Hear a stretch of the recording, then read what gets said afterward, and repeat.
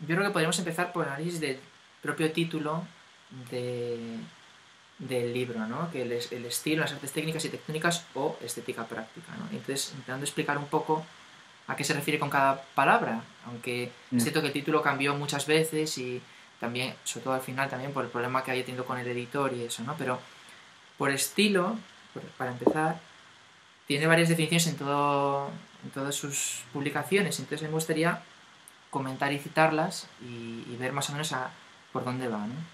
Entonces, la primera que tengo aquí es de 1834, que es la que te comentaba de la conferencia en Dresde, que es la que creo que Margaret dice que casi son plagios de Rumor, ¿no?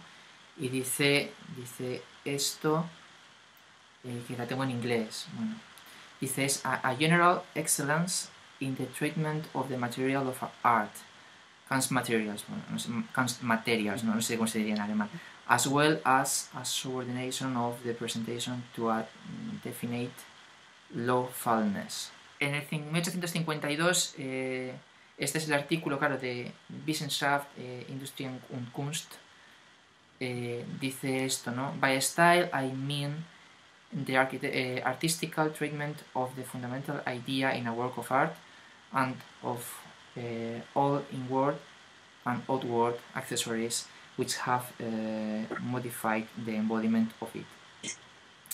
Bien, en el 53, en la famosa conferencia de noviembre del 11 de noviembre, mm. dice esto.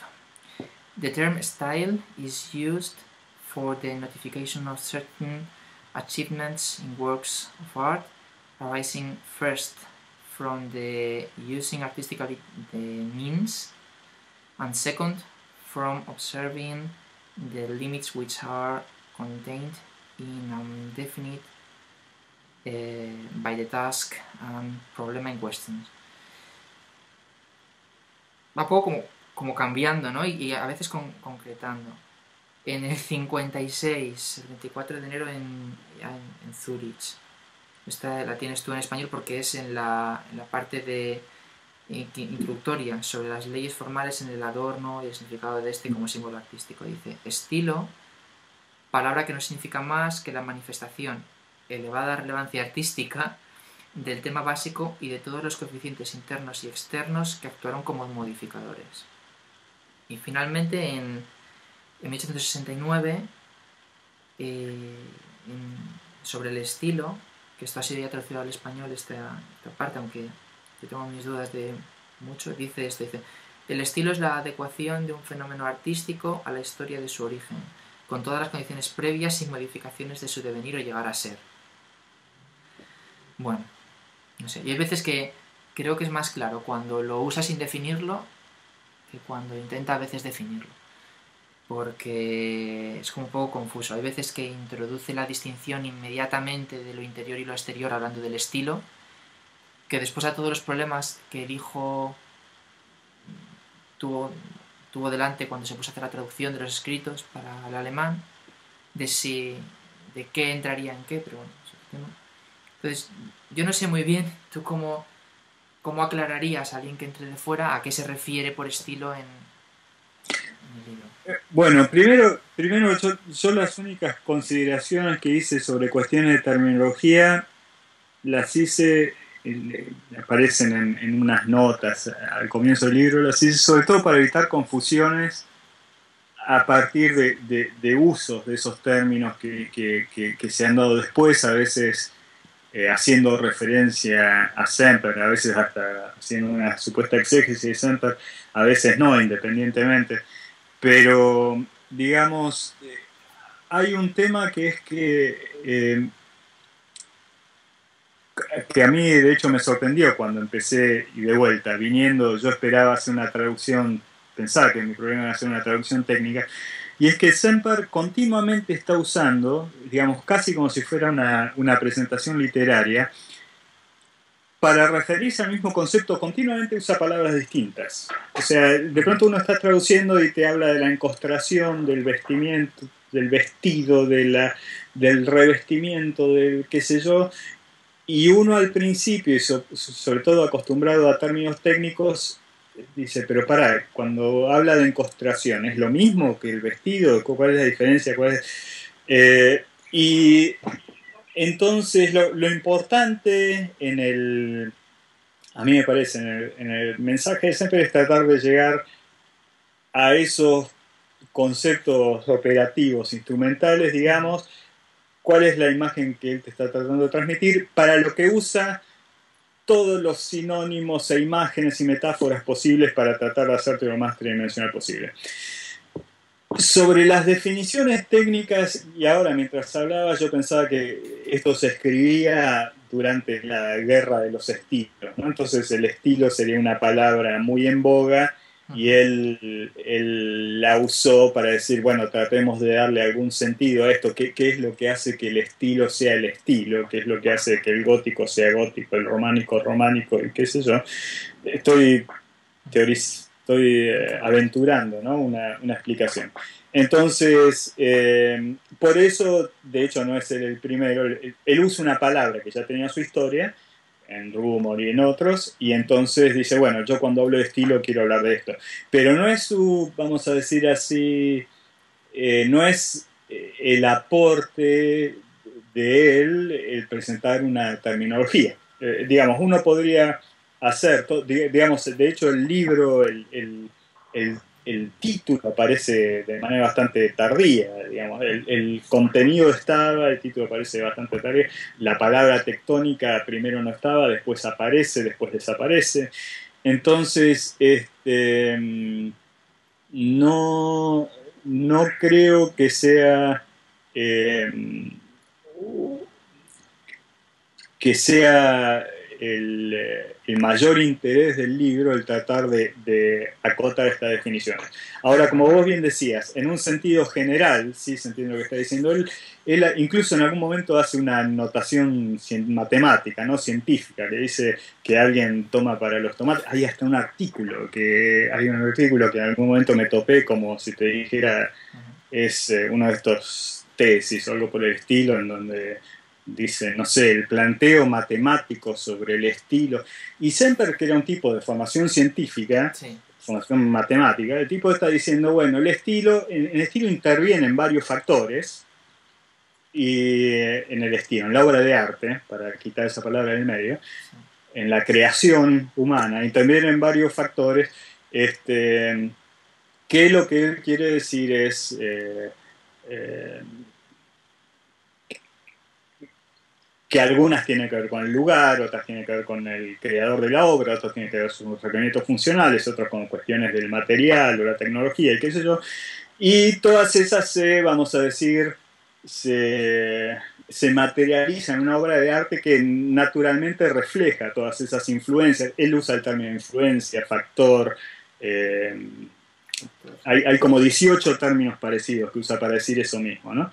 Entonces, sí, él está balagando eso y yo supongo que lo hace, supongo no, con certeza, él eso lo hace en respuesta a los planteos de la estética de la forma, o lo que digamos, la forma abstracta, en donde la obra de arte se apreciaba como un fenómeno formal o visual, o como quiera llamarlo, en el que la lógica, el sentido de esa forma estuviera en lo visual y formal. Y el tipo te dice, no, no, no, hay una forma, hay factores visuales y el color y el contraste y qué sé yo, pero además hay factores que no son visuales, que dan lugar a esa forma. Y entonces ese aspecto, por así llamarlo, técnico o sociológico, todas las variables que quiera decirle de las formas culturales, son las que él involucra cuando habla del estilo, ¿no? Sí, después vemos el caso que dices de la fórmula. Me gustaría Uh-huh. mucho comentar contigo lo que dice Margaret a propósito del problema que hubo con la traducción. Después lo Oh, vemos, que lo tengo. okay. Porque además, según él, influenció mucho en lo que después se interpretó de Semper y por qué cayó en desgracia. Es lo Puede que, ser. es lo que Uh-huh. dice, ¿no? Uh-huh. Bueno, en todo caso, lo del estilo volverá después por otras partes. Por ejemplo, por arte tectónica, aquí podríamos hablar de lo de Miller y Frampton y todo cómo ha llegado hasta ahora, incluso traerlo a colación de la Escuela de Madrid y Aparicio y toda, Jesús Aparicio y toda esta gente, ¿no? Ajá, Es interesante lo que tú comentas en el inicio en el trabajo como introductorio, ¿no? sí, Que el sentido en el que Müller habla de tectónico y Botticher no es el mismo en el que se refiere Semper, es una cosa como distinta, ¿no? Uno es una clasificación de las artes según tenga sentido de la utilidad más el fenómeno sí, artístico propiamente dicho. Para otro es construcción en madera, y todo esto llega a un punto en que por una traducción, por una edición post-mortem de, de Müller, se le añade en el 47, creo, una nota que él hizo pero que no le dio importancia, ¿no? A ver si lo he entendido bien, ¿no? Él escribió una nota que no pensaba meter en el libro, que no dio importancia, que era: yo sé que tectónico son los carpinteros, pero aunque conozco ese sentido, yo lo utilizo en el otro, sin minusvalorar este que por hecho que lo sé. Sin embargo, en la edición que se hizo, creo que fue en Londres o en Inglaterra, en el 47, eso se le dio como demasiada importancia, el editor le dio más importancia, y fue la que Frampton después consultó, ¿no? sí, sí, de vuelta, con las palabras, hay palabras que producen tanta confusión que hasta yo creo que es bueno, habría que dejarla de usar por un tiempo por lo menos. Esta era una, y por eso yo reconstruí la historia, porque el sentido original con que se la usó era justamente para llamar la atención sobre estos conceptos que decíamos recién de de los aspectos funcionales específicamente de la forma, que es lo que no aparece en la pintura o la escultura, etc. Entonces una crítica y una teoría del arte que estaba orientada a las artes, por llamarlo así, visuales, artes visuales o bellas artes, o como quieras llamarla, cuando había que pasar a analizar obras de cerámica o carpintería o lo que sea, había una serie de aspectos que eran propios de esas disciplinas, y para eso es que Müller usa el nombre este de la tectónica. Hay tal teléfono, yo hasta a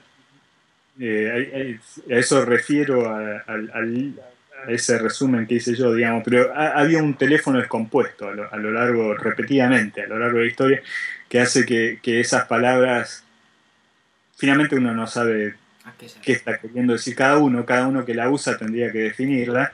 Entonces, y lo peor es cuando, a mí me parece, cuando se vuelven palabras fetiche, cuando uno dice, eh, cuando se usa palabras en vez de para Aclarar. clarificar o para comunicar un concepto, para crear, para aprovechar un aura que es inevitable, es humano, ¿no? Esa atracción, esa seducción que tiene lo misterioso, lo inasible. Y entonces eso está muy vinculado a todo esto, en algunos casos intencionalmente, pero en la mayoría, digamos, es de vuelta muy humano. Entonces, mi introducción tiene que ver sobre todo para intentar eliminar cualquier posible malentendido en relación con eso. Lo que más me preocupa a mí esta situación es que en el teléfono ese descompuesto producido a lo largo de la historia, alguien puede recibir esa palabra y referirla a algún concepto más difuso, más preciso, y decir, ah, yo entiendo entonces de qué es lo que se está hablando acá. Y entonces cuando yo voy a leer a Semper, lo voy a leer ya con el filtro de eso que yo ya sé de qué él me está hablando, y voy a buscar a confirmar esto. Y eso a mí me parecía importante eliminar, es decir, léelo como si fuera por lo que es. Eh, eh, eres, porque bien, sí, eres bien intencionado, porque a mí otra cosa que también me preocupa, no es solamente ya que alguien coja, lea y diga, bueno, más o menos se refiere a esto, yo lo cojo y leo a Semper. Si lees a Semper de verdad, pues leerá lo que lea, ¿no? A mí lo que me fastidia más, y después de haber leído a Semper me ofende bastante, es que se apropien del nombre de Semper para defender un tipo de arquitectura que solo en algún sentido muy concreto podría ser decirse tectónico. Sin haberlo leído, y solamente lo he recibido de tercera línea, ¿no? Y eso sí, sí, me ocurre. sí, no, digamos, yo sin hacer referencias a ningún caso en particular, digamos, ni en el, no tengo ningún caso en particularmente en este momento, y hay muchas cosas de España específicamente de las que directamente no estoy al tanto. Pero sí hay algo, y a mí me resulta muy patente en Estados Unidos. Hay, hasta hace pocos años el único que había leído a Semper era ni siquiera Ceci Morgan, porque no sé, digamos, Morgan las traducciones importantes las hizo con Herman y después Style, hay otro traductor que hace el trabajo de... ¿En qué año murió Herman? Porque es un señor que era del 19, ¿no? Mirá, no sé en qué año murió. La edición de los cuatro elementos es del los dos. 89. Sí, es del Este, 89, porque es el año en que yo nací. este, Acá tengo un libro que es muy bueno de él. Pequeño es. No, está anterior al 81. No sé, si uno tuviera que apuntar a algo, diría, no creo que yo, alrededor de 2000. Pero ya para. Si Herman hubiera estado vivo para el 2004, seguramente pienso yo que Semper lo hubiera incorporado, Semper Mogler lo hubiera incorporado de alguna manera en Style, en la edición en inglés. Entonces, supongo que habrá fallecido antes del 2004. Y Herman era un alemán, digamos, ¿no? Después refugiado con la guerra en Londres, entonces por eso trabaja en inglés también, pero su idioma nativo es alemán. Y él hace un trabajo Era, de... no estoy seguro, ¿no era polaco? Vamos a ver. Nació en Berlín. ¿En Berlín?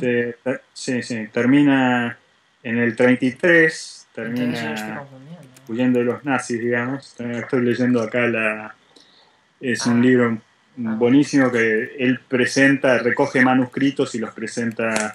Hay una edición en inglés también que reproduce algunas partes. Pero digamos, acá viene esta historia, que de pronto, a partir de los 70, en Alemania, en el mundo, no en Alemania, en Suiza, en el mundo germanoparlante, se empieza a redescubrir a Semper y quienes escriben en inglés son Ettlinger, Rickwert, gente que hablaba alemán.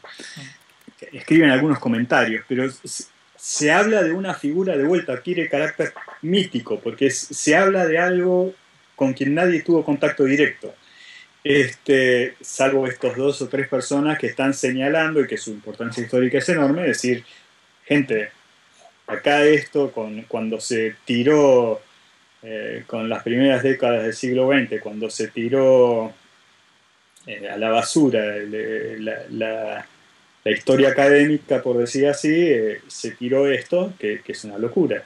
Y es una locura haber abandonado, haber descuidado. Y entonces, claro, se pone en boga toda esta cuestión y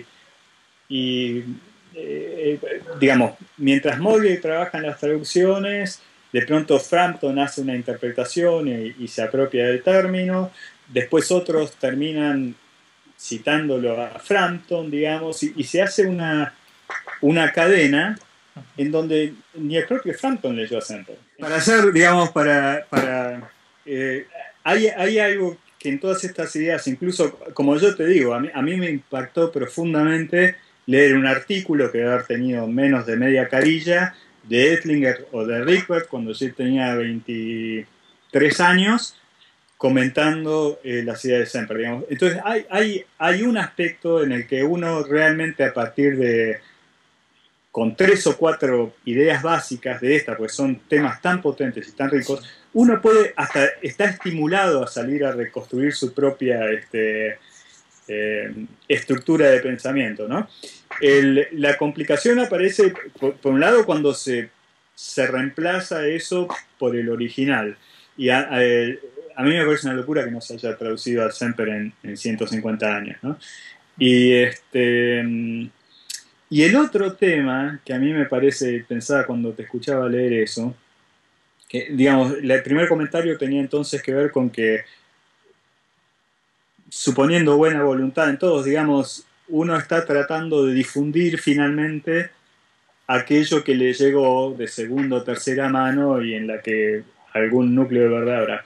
Pero el otro tema que a mí me parece importante y que se pierde en este teléfono descompuesto es que las 1000 páginas de Steele son páginas escritas por un arquitecto entusiasmado con el operar. Hay un ejemplo que yo menciono siempre, ya hacia el final del libro, en el capítulo de metaltécnica, uno dice, bueno, me pasó las 4 artes técnicas, entonces ya en el principio había anunciado que hacía falta metaltécnica porque la metaltécnica era aquella en la que se verificaban las 4 maneras de trabajar, y entonces no solo estaba presente las 4, sino interrelaciones entre esas 4 maneras de trabajar que son particulares de la metaltécnica y no aparecen en ninguna otra. Entonces uno aborda ese capítulo como si fuera casi un apéndice sin, digamos, un derivativo. Y la verdad es que hay muchas cuestiones que uno solo las ve, digamos, recién ahí, habiendo leído todo lo otro, ahí te cae como un mazazo el tema de que la escultura puede ser, no sé, puede parecer tallada o puede ser plástica, que la escultura puede parecer como estampada en metal o puede ser... que son cuestiones que uno en principio, si no hizo este proceso antes, le costaría aceptar. Es como un proceso que te da los elementos para cuando llegas a eso, lo ves con claridad. Hay una independencia en la manera de tratar el material de la cuestión del material en sí. Y sobre esto, ya hacia el final de ese capítulo hay una parte que dice, bueno, por ejemplo, está hablando de los dorados, y te aparece, uno da vuelta a la página, te aparece un grabado de una ponchera toda decorada, con toda decoración decimonónica, y uno ahí siente la brecha.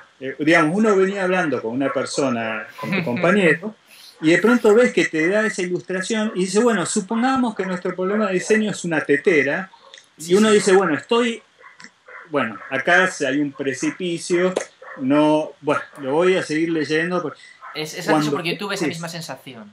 Tuve exactamente esa misma sensación de decir, esto es que además yo estaba pensando en un ejemplo, porque mi padre es carpintero. Ajá. Y entonces a mí cuando hablan de... pero carpintero de muebles. Entonces cuando a mí me hablaba, y yo tallaba de pequeño. Sí. Entonces cuando me hablan de tema de tectónica y me hablan de piezas separadas, yo pensaba, bueno, pero también puedes estar haciendo trabajos estereotómicos en la madera, ¿no? Claro. Me parecía completamente contemporáneo. Cuando, sí, bueno. Cuando pasás a la... Y cuando ves eso, te quedas un poco... ¿Cómo? Digo, cuando ves los ejemplos te quedan como de repente un poco... Bueno, pero a lo que voy es que entonces uno, y eso es lo que aprendí yo con el libro, uno hay que darle el beneficio de la duda, es decir, bueno, me voy a leer a ver qué está diciendo este hombre sobre el diseño de la ponchera, y habla una página, porque sobre las diferentes maneras de combinar en ese... Te venía hablando ya antes en la cerámica sobre las partes principales y secundarias de los recipientes, la panza, las manijas y qué sé yo, el rol de eso en la proporción, en cómo, en la estructura vertical de la cosa, lo que es fondo y figura, lo que es marco y contenido, lo que es el material y su proceso, lo brillante y lo opaco y qué sé yo, y el tipo de pronto en una página hace como 10 juegos de positivo y negativo que te dice, bueno, esto lo puedes hacer así o asá, o si lo haces asá, esto lo tenés que dar vuelta así, y vos ahí estás viendo un diseñador operando. Sí. A mí eso me produjo una... Primero, toda esa sensación de brecha desaparece, porque decís, bueno, ahora nos reunimos, somos diseñadores que estamos tratando de resolver un problema. ¿Entendés la lógica de ese esquema que parece abstracto? Y yo por eso cuando te escuché hablar de estas definiciones, y que yo parece como si uno estuviera hablando, intentando armar un esquema abstracto por la belleza del esquema en sí, mientras que el tipo después, y en esos casos, hay varios casos así en el libro, opera con ese esquema, como un diseñador que dice, bueno, ¿qué quiere decir esto? Verifica su sentido práctico, lo pone en el título, su sentido instrumental, y para mí esa es la mayor belleza del estilo del libro, que se pierde en estos teléfonos descompuestos. Parece que fuera una especulación teórica algo elevado, por decir así, algo elevado, inaccesible, inasible, desvinculado de lo concreto, mientras que la intención de Semper y lo que logró es lo opuesto. Yo digo que es como una plataforma, es como decir, una serie de elementos que a vos usándolos, te preparan para operar, digamos, ¿no? No, se ponen muchísimos ejemplos, los pone constantemente. Yo recuerdo en el mobiliario, dice, partiendo de que una de las características principales que lo distinguen de la arquitectura es que se mueble, hay que tener en cuenta que la unión entre ello y el suelo ha de ser la mínima. Dices tú, ahora entiendo por qué todos los muebles de mi abuelo eran patitas finas. Bueno, y lo ¿no? llevas eso a tanta arquitectura contemporánea diseñada como artefacto, ¿no? Las obras de Future Systems y mucho high-tech y qué sé yo. Y casi vos podés automáticamente pasar a hacer una crítica arquitectónica operativa. O sea, yo me acuerdo de ver una obra en esta época estaba, en las partes que habla de cerámica, habla de la parte técnica de cerámica, uno dice, ¿por qué demonios estoy leyendo yo? Y ni te imagino, te quiero decir lo que es traducirlo, ¿por qué demonios estoy intentando traducir yo un texto técnico sobre la cerámica, sobre los problemas de la cerámica del siglo XIX o la cerámica griega? No es algo que no tiene ninguna relación.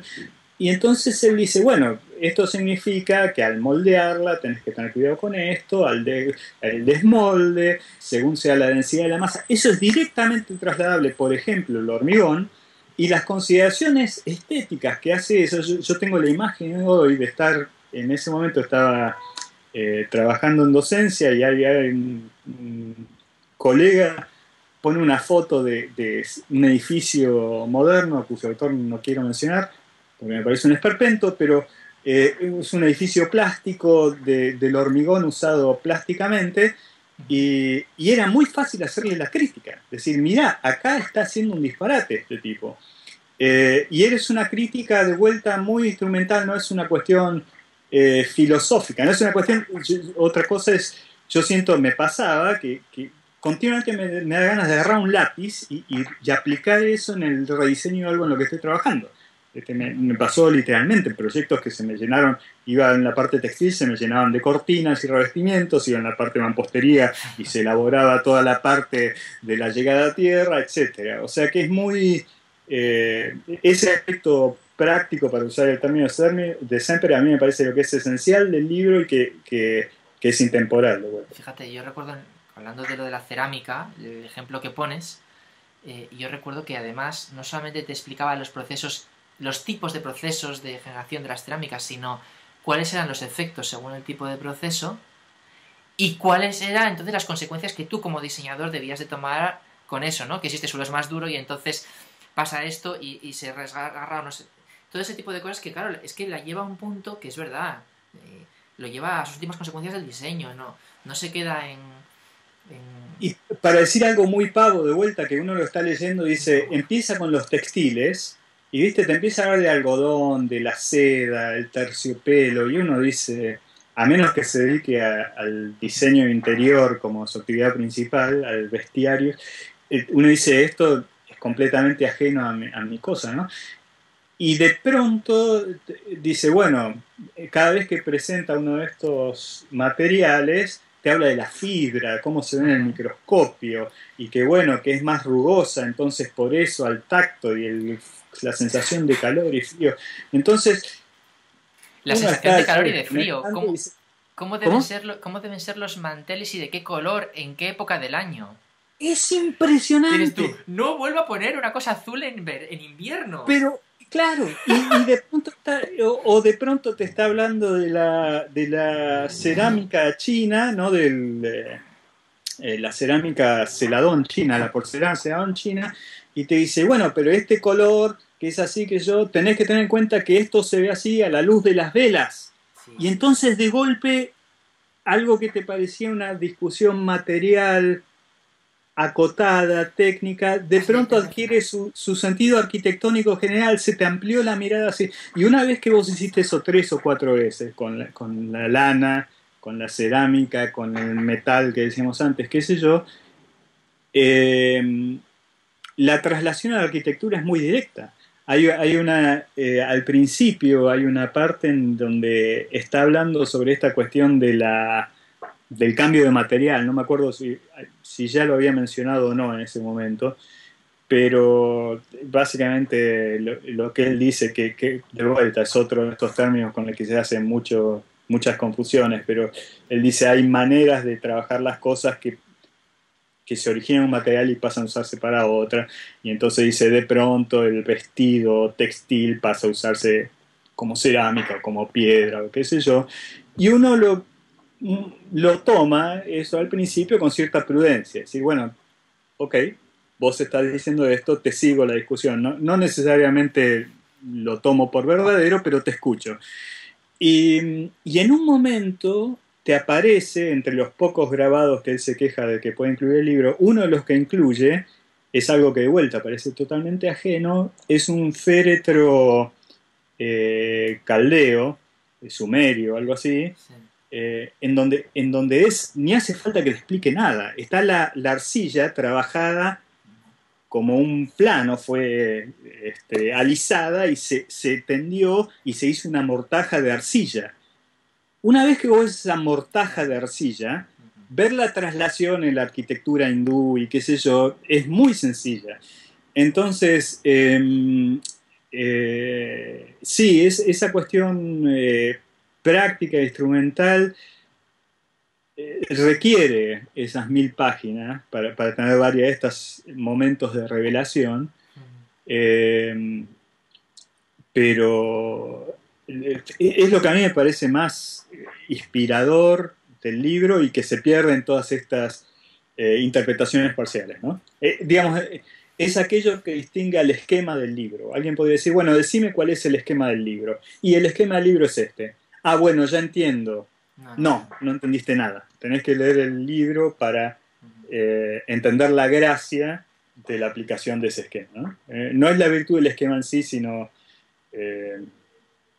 su aplicabilidad y su riqueza, aplicación. sí. Su riqueza del desarrollo. A veces Sí. quizá no exactamente lineal, pero que yo tenía la sensación de que fuera un libro como que se hubiera escrito, reescrito, bueno, lo es lo que es, ¿no? Pero parece que el esquema general fuera muy directo, como muy claro, un poco idealista, quizá, ¿no? La idea, incluso ahora seguimos el guión, ¿no?, de la conversación más o menos para no perdernos demasiado. El objetivo también muy claro, y después el desarrollo, que fuera como un poco, pues, casi más buscando esas explicaciones tan estupendas que un desarrollo lineal de las cosas. A mí me parece como que se hubieran superpuesto muchas veces muchos tipos de argumentos, muchos ejemplos distintos, muchas cosas distintas. Esa es la sensación que yo tuve al leerlo, ¿eh? Pero claro, cuando hay momentazos de ese tipo, todo lo demás da igual, ya te quedas con eso.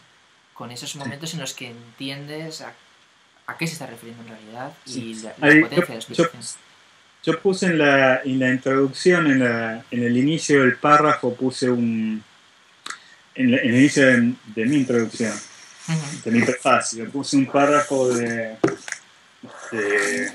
Gabriel Casares, que es a quien usé yo para intentar recuperar un español clásico, digamos. Y él dice, lo voy a leer, después quizás lo podemos poner acá, pero él dice, es una parte de un diario. Y dice, martes 14 de junio, Borges, con quien hablé ayer y hoy, comenta el tipo de artículos que hacían en el siglo XIX los ingleses. Los de Macaulay para la Westminster Gazette, los de Fludo, los de Arnold, que eran verdaderos tratados sobre un tema. No fingían dirigirse a un público que todo lo sabe, eran informativos, como artículos de enciclopedia y críticos. Y parece, bueno, está en el diario, se reunieron con Borges, están charlando del siglo XIX, sigue. Los artículos de crítica de hoy parecen dirigidos a un público que todo lo sabe, salvo el tema de ese artículo. Son menos ingenuos, menos elegantes y solamente alusivos. Ahí ya te está comparando con algo de hoy. Parecía que estabas hablando del pasado, de pronto estás hablando de algo de hoy. Y remata, contribuyen a la ignorancia, a que la gente se acostumbre a leer sin comprender.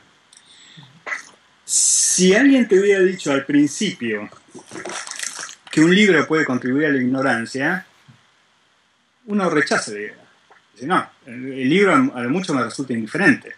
A mucho si es una estupidez, no me afecta.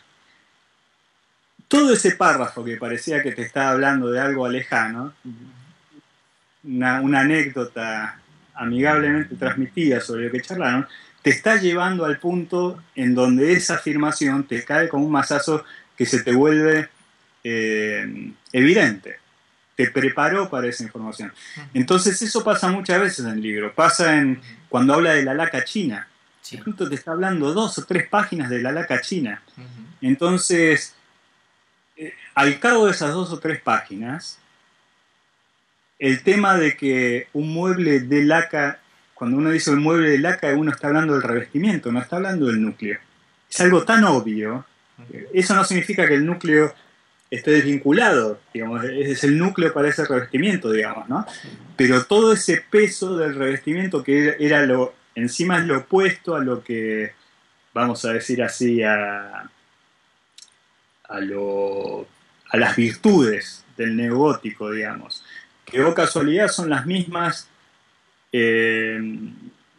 destacadas en mucha de la literatura del siglo XX, ¿no? De la honestidad del material, la expresión de los materiales, la expresión de la estructura, y todas estas cosas que se asumen como valores, que son valores neogóticos, o sea, es un discurso literalmente neogótico.